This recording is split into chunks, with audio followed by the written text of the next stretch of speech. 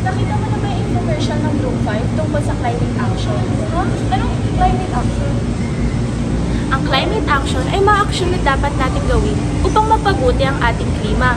Sa panahon kasi natin ngayon, tila parang wala nang pakialam yung mga tao sa ating klima. May problema ba ang ating klima? Oo, maraming problema sa ating klima. Kaya panoorin nyo ang video na ito kung paano ka at paano ako makakatulong upang pabutihin natin ang ating klima.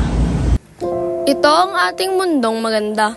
Isang mundo na nagbigay buhay sa mga puno't halaman, hayop at siyempre tayong mga tao sa bilyon-bilyong taon na. Ngunit, habang mas tumatagal at lumilipas ang mga taon, mas lumalala rin ang kalagayan ng mundo at inaharap ang pangunahing problema nito, ang mga tao. Climate change. Climate change. Climate change. Climate change. Madalas natin itong nakikita at naririnig. Ngunit, alam ba talaga natin kung ano ito?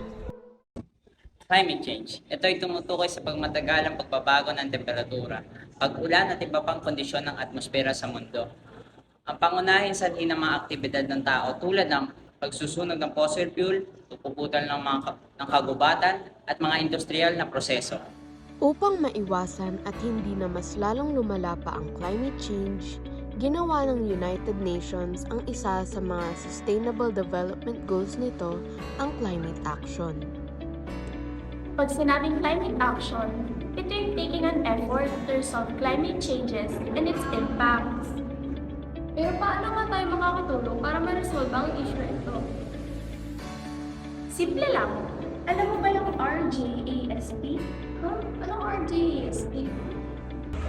Ang RJASP ay Recycle.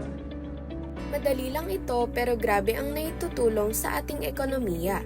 Sa paraang ito kasi mas nababawasan ang kalat ng ating kapaligiran. Imbis na itapon ang mga plastik, isipan natin ng paraan kung paano natin ito magagamit. Pero kung maaari naman, ay iwasan natin sana ang paggamit ng plastik. Gumamit tayo ng ibang alternatibo tulad ng papel. Join cleanup drives. Sumali tayo sa iba't ibang mga cleanup drives upang makatulong tayo kahit papaano. Lahat ng living organisms ay dumedepende sa tubig. Kung ang ating tubig ay madumi at nahahaluan ng mga basura, paano na tayo? Avoid throwing away foods. Alam mo ba, pag nagtatapon ka ng pagkain, nagkasayang ka ng pera, resource at enerhiya na ginamit para magawa ang pagkain iyon. Kapag ang mga pagkain ay nabulok, nagbibigay ito ng methane, isang greenhouse gas na masama sa ating planeta. Kaya dapat bumili ka ng sapat at matuto tayo mag-compost ng mga natirang pagkain. Save energy at home. Bukod sa mahal, ay hindi pa maganda ang masyadong paggamit ng kuryente. Gumamit tayo ng solar panel o solar-powered appliances. Plant trees. Puno ang solusyon sa lahat ng problema. Kung walang puno, paano tayo makakalanghap ng sariwang hangin? Sino ang sisip-sip ng mga tubig baha? Ganyan ka-importante ang puno. Ugaliin natin magtanim ng puno. Time is ticking. At kapag hindi tayo kaagad nakagawa ng aksyon by the end of 2030, masasamang epekto ang mangyayari sa mundo. Mas mainit na temperatura. Ang temperaturang pangbuong mundo ay mas lalong tumataas. Maaaring magdala ito ng mga sakit tulad ng heat stroke at heat exhaustion sa mga tao. Nagiging sanhi rin ito ng pagtunaw ng mga yelo sa mga polar regions na nagdudulot ng pagtaas ng level ng tubig ng mga dagat. Malalakas na bagyo. Ang mga paparating na bagyo ay magiging mas malakas at mas madalas na mangyayari. Ang rason para dito ay ang pag-init ng tubig sa dagat na mapupunta sa mga ulap o evaporation na makakagawa ng bibigat na ulan at pagbabaha. Tagtuyot. Makakaranas tayo ng madalas sa pagtuyot sa iba't ibang parte sa mundo dahil sa pagbabago-bago ng daloy ng mga ulan. Kapag tayo ay nagkulang sa tubig, masisira ang ating mga pananim at mangyayari rin ang pagsunog ng mga kagubatan. Pagkawala ng iba't ibang species. Madaming species ang hindi makakayanan ang pagbabagong klima, temperatura at lagay ng panahon. Dagdag pa rito mawalan sila ng tirahan at mapagkukunan, kaya't nanganganib at baka maubos sila. panganib sa kalusugan. Ang mainit na temperatura na bunga ng pagbabago ng klima ay nakakatulong sa pagtaas ng air pollution na nagpapalala sa mga kondisyon ng ating respiratory at cardiovascular systems. Ang kakulangan din sa pagkain at tubig ay magdudulot ng malnutrisyon sa marami. Bilang estudyante, ma-apply ko ang C. Compassion. Hindi lang dapat tayo maging maawain sa ating kapwa, ngunit dapat sa ating planeta rin.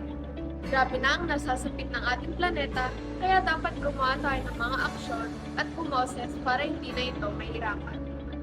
Happiness. Hindi ba nakakagaan sa pakiramdam kapag nakikita natin ang ating kalikasan na malinis? Para sa kakasayahan at kakabuti natin, panatilihin nating malinis ang kalikasan. respect for the environment. Marerespeto ko ang kapaligiran sa pamamagitan ng pagtatanim ng mga puno at pagbawas ng polusyon.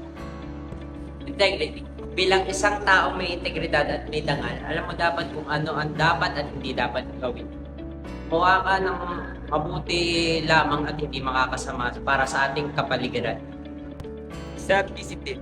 Pag ikaw ay may disiplina, makokontrol mo ang iyong sarili. Tulad na lang na hindi mo makaika sa mga sasakyan ay matututo kang maglakad. Kapag exercise ka na, hindi ka pa nakakadagdag ng polusyon.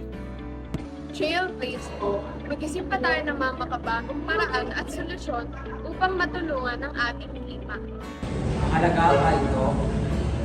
Siyempre naman, kinakailangan at tayo ay may alam sa kung ano ang nangyayari sa ating klima. Totoo ba ito? Totoong totoo. Makikita mo na unti-unti na natutunaw ang mga yelo sa Antarctic. Dapat ay agad ito maaksyonan dahil maaaring tumaas ang sea level kapag natunaw ang mga yelo. Mabuti ba ito? Mabuti na alam natin ang mga nangyari.